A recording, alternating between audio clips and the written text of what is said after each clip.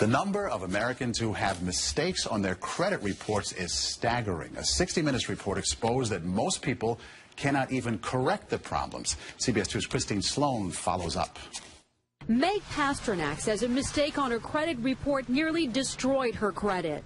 We had to present so much documentation to say this wasn't ours, and then we still had to pay something to get rid of it. Pasternak says it took months to resolve the problem. You feel kind of helpless because they got you under the gun if you need to get a new car or a house or for anything. Pasternak is not alone in her frustration. A new government study finds up to 40 million Americans have mistakes on their credit reports. But an investigation by Steve Croft on 60 Minutes finds most people get nowhere trying to correct an error. Ohio's Attorney General tells Croft that is a clear violation of a federal law. The federal law says that if you believe that there is a mistake, you can go to them and they have an obligation to do a reasonable investigation.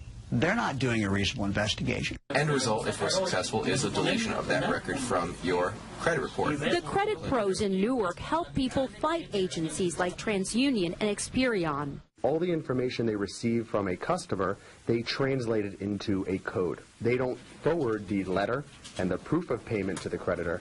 They just forward the 3-digit code. So the best way to protect yourself? Go directly to the creditor rather than going to the credit bureau themselves. Another good habit to get into, check your credit report periodically to make sure there are no changes.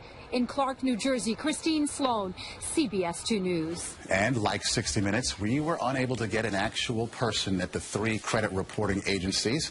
60 Minutes was referred to the spokesperson for the agencies, who provided a statement citing an industry-sponsored survey that showed 95